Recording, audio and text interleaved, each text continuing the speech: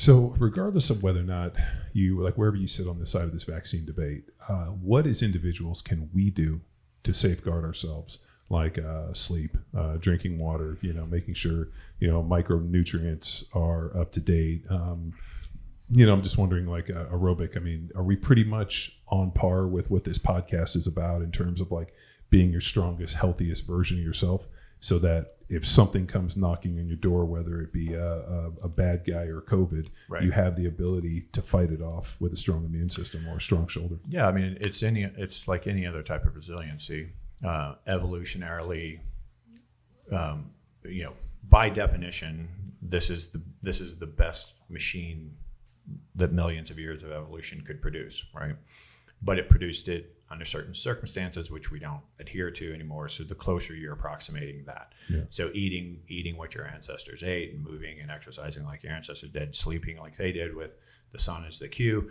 Yeah, of course, this isn't realistic. You can't do that in day-to-day life. But I don't know about you, man. The minute it starts getting dark, I start yelling at the kids to brush their teeth. You can approximate it, and like different people's lifestyles are different, right?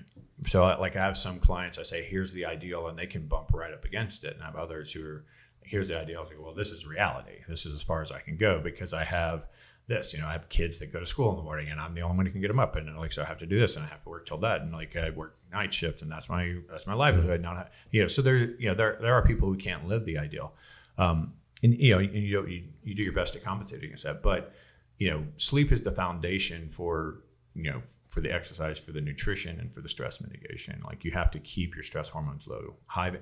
Being stressed out impairs your immune system more than anything.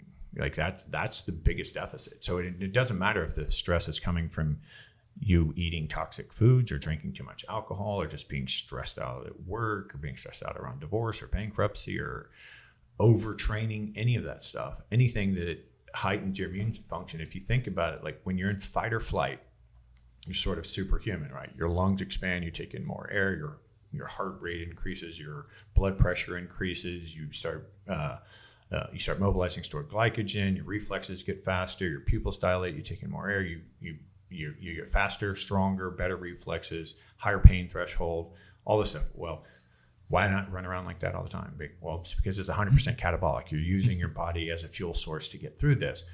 So the things that aren't happening is like digestion, reproduction, hormone, anything anabolic, producing anabolic hormones of any sort, and immune function, because it doesn't matter if you can fight off infection if the tiger gets you, right? So it's like all that sort of gets suspended. So that's what stress hormones do to the immune system. It's part of the survival pathway. It's like, let's shut that down. We don't need that resource right now. Let's get rid of that. Well, when your immune system, or the exact opposite of that, when your stress hormones are the lowest they will ever be in a 24-hour period, is during deep sleep, which is primarily the first 2 sleep cycles. So your first 2 sleep cycles are the most anabolic times of your life. And it's not just that that's when all your anabolic hormones are being produced, but it's also when you essentially have no catabolic hormones, because stress hormones are catabolic. So you have all high anabolic, almost no catabolic, and that's when your immune system is functioning, because it's the exact opposite of fight or flight. Think about everything that's revved up when you're in fight or flight. None of that shit's working when you're in deep sleep. Everything that's turned off when you're in fight or flight, all of that's maximized when you're in deep sleep, because stress hormones are setting the pace. Cortisol gets a bad rap, is that cortisol is bad, but no, cortisol keeps you alive, and it keeps you alert in proportion to your environment. Yeah, if you have no cortisol, you're fucked. You're dead. Yeah, right? You're literally dead. And if you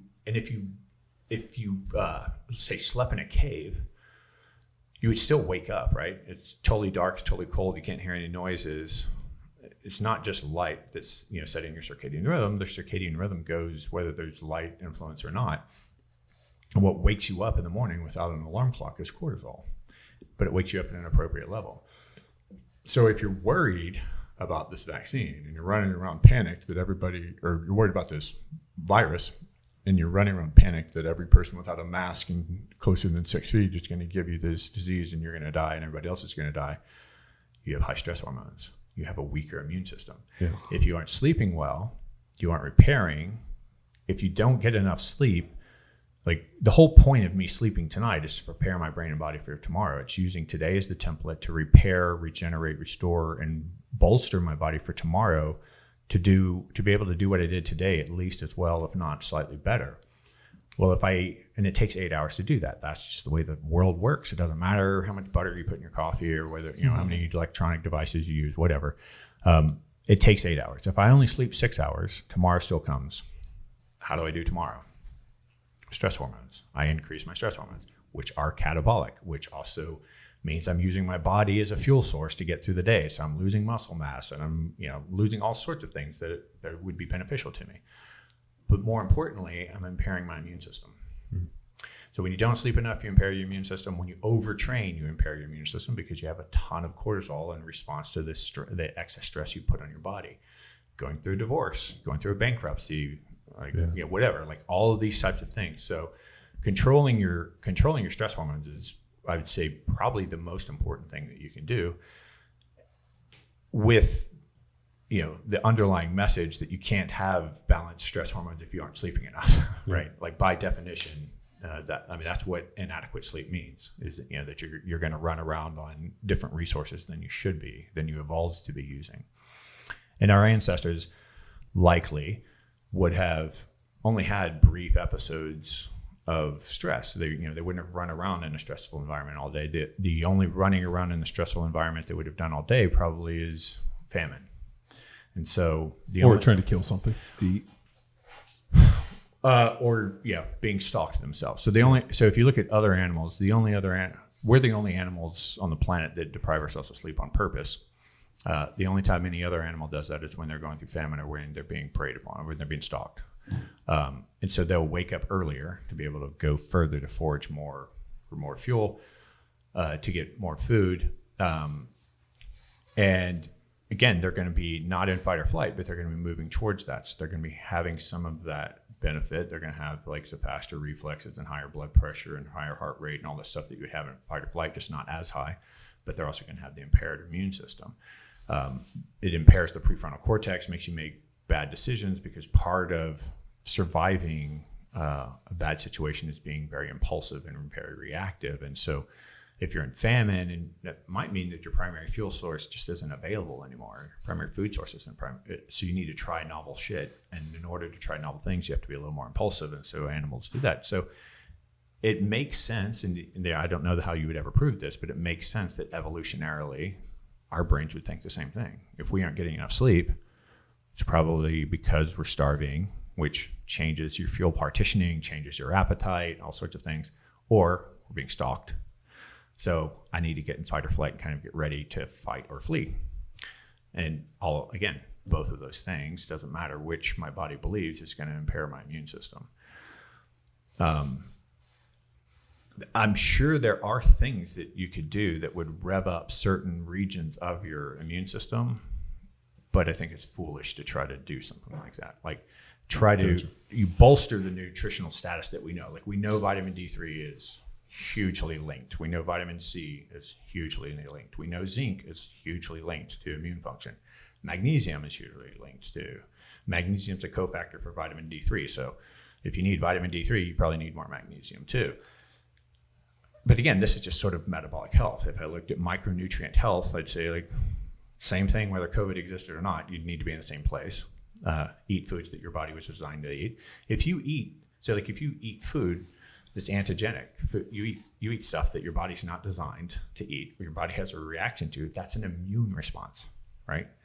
That's all it is. So if I eat something that irritates my gut, my immune system attacks it. It causes inflammation in my gut, it causes leaky gut, all this other stuff. Leaky gut then causes even more immune system rush. So now part of the resources that I need to prevent me from getting COVID or to fight off COVID is now going to my gut because I decided I wanted to eat pizza. Damn. Yeah. So pizza, COVID, no bueno. No bueno. And wine and all that nonsense. Well, I mean, I think, everything in moderation, right?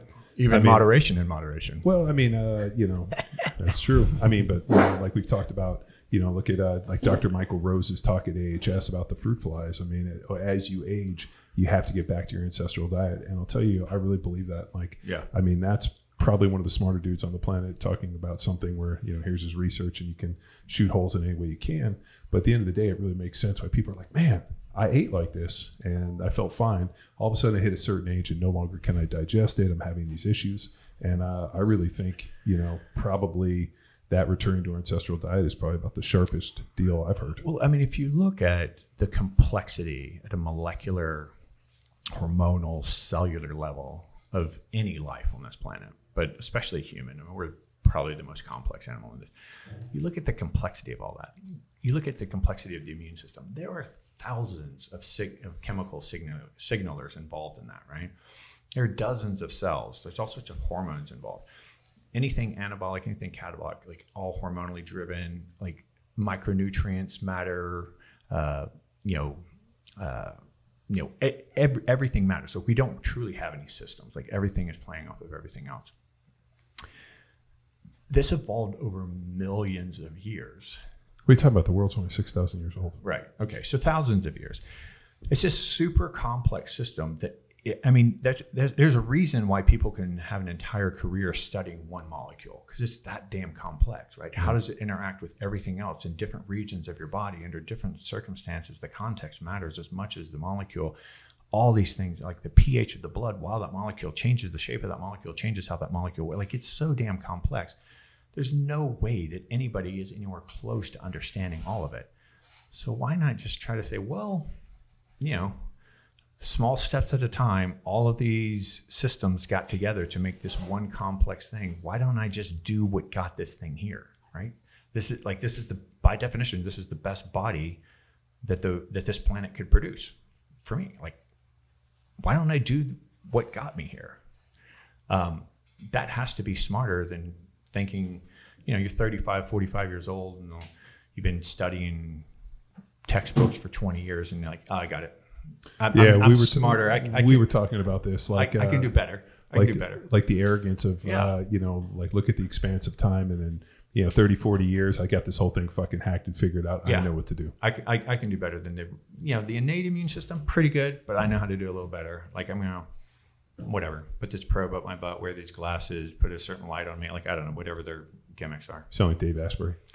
Ruiz asked me one time if I ever messed with sleep deprivation, staying up like 18 hours at a time. And I'm like, no, this is ridiculous. We did that a little bit in college. That's yeah. Was that practicing sleep deprivation we or having a good time? No, it was just the fact that we had a lot of work to do and we had a practice schedule. And like there was like like you have to do X amount of work to be able to graduate and do well. You have sleep, and then you have all this football stuff and classes and the whole deal. And like the problem is that the sleep just started with doing this, and I got into this idea. Like I think I've told you, Doc. I had this thing called the sleep bank, where if I like took, if I didn't sleep enough, I could like sleep 18 hours on a Sunday, which doesn't it doesn't work. I mean, all the research doesn't support it, but at the time. I was like, hey, I only slept 4 hours the last 4 nights. So technically I'm deficient by X amount. Now what I'm basically going to do is I'm going to try to sleep for 20 hours on a Sunday to basically fill my bank account back up. And it doesn't work completely, but it does help. It definitely does help. So say we put on a 3-day clinic and we bust our ass and then we're only getting 5 to 6 hours sleep. What's the makeup time? Is it even worth it? So we don't... so that's something we call debt. We call sleep debt, and then we say that you've paid back your sleep debt or your sleep adapted when you can go to bed about the same time every night, and wake up about the same time every day without an alarm clock, without any external stimuli, whichever. You can do this and consistently, and you will feel good when you wake up. And that period is close to about 8 hours. That's what all the research has shown. That would be completely sleep adapted. You've paid back your sleep debt. However, you cause some damage, right? You damaged yourself a little bit when you cause the sleep deficit. So think of it like overtraining. The contract you're born into is like it takes 8 hours to recover from 16 hours of being awake. When you're younger, you're more resilient to that. Sure. Just like you're more resilient to overtraining, right? So when you're younger, you can overtrain and not suffer as badly, but you're still overtraining. And if you overtrain for like 6 months and then you go, oh, I'm overtraining and I'm going to back off and I'm going to get smarter. Well, you did some damage. Like, how much damage did you do? I don't know. Like, are you going to repair 100%? Probably not. Not 100%. Maybe 99%. Maybe 90%. Yeah, but then we have the Keith Richards phenomenon and Nikki Sixx and these guys where they're basically freebasing, mainlining heroin, and I guarantee they are not out doing any aerobic based work. I guarantee they're not eating. Yeah, but they're not doing any of this but stuff. we have to discern now. Outliers. Right now we have to discern between survival and health, though, right? Like, are you healthy? Are you doing well? Or are you just surviving? I doubt Keith Bridges is like robustly healthy. You think he's just up there and he's like, this heroin's keeping me alive. I think he's just like making it through every day, trying to get what joy he can out of it. You know, I can't imagine he's too high functioning. At this point, though, he's just staying alive just to prove everybody Yeah. wrong. Because when Keith Richards dies, people are going to be like, see, Keith Richards died. He died at 200. Yeah. He freeze-dried himself. I mean, he might be staying alive out of spite. Yeah. I'll tell you, anger will fucking keep a lot of people. People have survived a long time out of anger. Yeah.